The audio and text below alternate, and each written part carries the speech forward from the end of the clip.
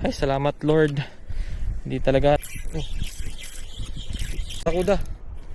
Good size na. Okay, laki. Yan. Tsaka another fishing video na naman. So samahan niyo ako ngayong hapon guys, mag fishing. Same spot pa rin dito sa Ganyo. Hopefully makadali tayo ng pangulam. Tsaka may pang-upload sana. Ito guys, medyo mataas na yung tubig. So, update ko kayo guys kapag naka-pwesto na ako dun. Let's go.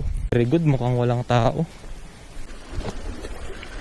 Ito guys, sana goods pa siya.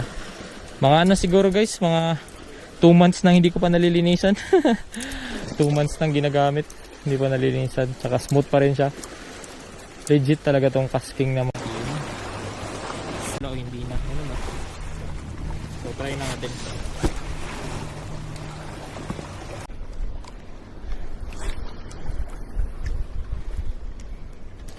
Wala lang sanang donate na mga lure ngayon. I can't afford na madonatean kasi hindi tayo agad-agad makabili. Kontrolado ang pera. Ay, sundan nga lang siguro to. Nagamay, wa pagani tay. Oo, wa bay ning kagat. Dili tay kanang plastic ra, artificial. Oo, pang uwat-uwat lang ba? Oo, balo.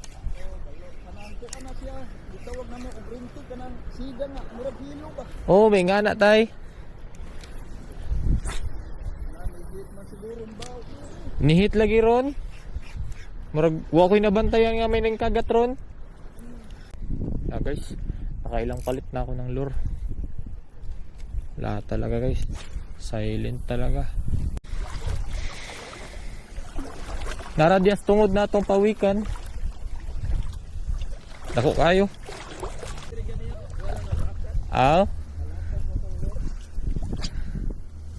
Mingaw kayo. Iko di man jud masirohan diri karon raman siguro. Dagang barakuda diri balo nya kay karon wa man mingaw man.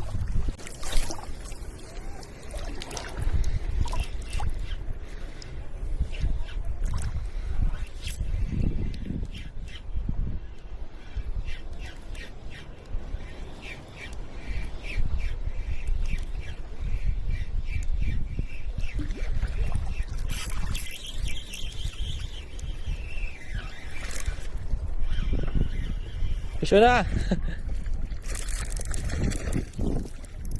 Barakuda. Kausa. Ay, salamat Lord. Hindi talaga na zero. Good size na. Lah. Tatanggal pa.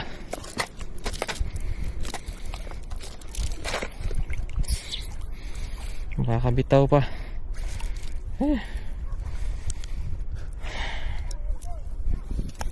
Buti may isa.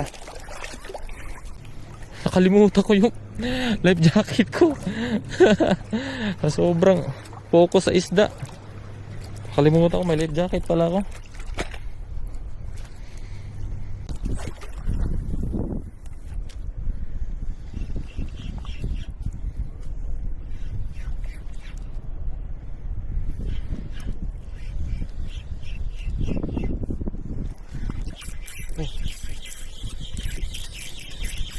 Oh, lumakas pa nga.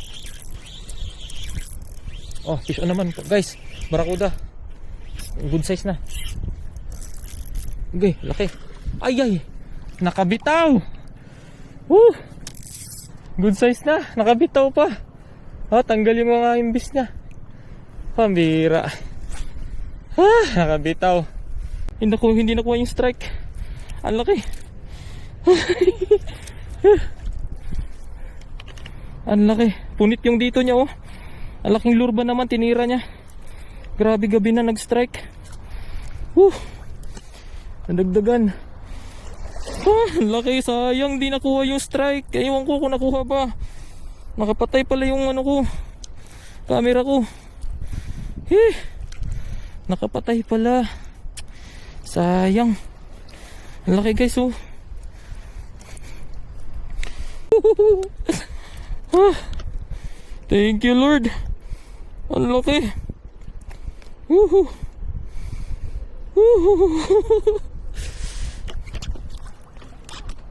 Sobra hindi ko in-expect to kasi kanina to talaga ako naghahagis, wala talagang kumakagat. Ang laki ng snapper oh.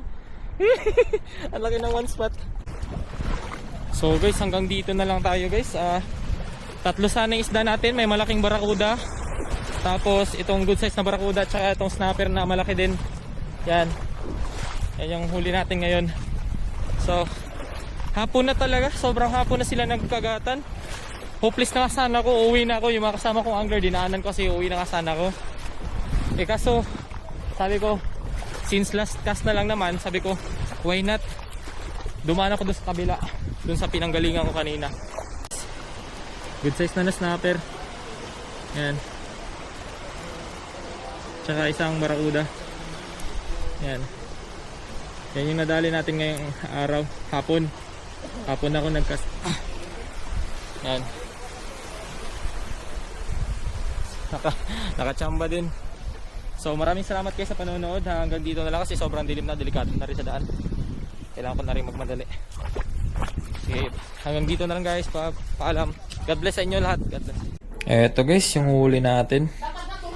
Yung isa nito is na unhook. Malaki-laki na rin ito. Oo, parang mas malaki pa yun kaysa dito.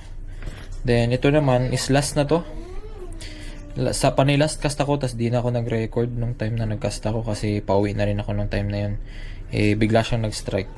Tignan nyo naman, ang laki nito guys. Ang ganda. First time ko makahuli ng ganitong snapper na kalaki. Up. Laki nyo. Let's go, ulamin. Ito guys, pagkakasyahin talaga. Sa 2, 3, 4, 5, 6, 7, 8. Naging siyam. Hinati ko yung ulo eh. Ito, ganyan kalaking hiwa. Ayan. So, di ba? Mapagkakasya talaga. Lalo na kung hindi pa na-unhook yung isang barakuda. So, sa tabawan natin siya guys. Para kasi first na press. Lagyan natin itong native pichay ba yan? Yan. Let's go.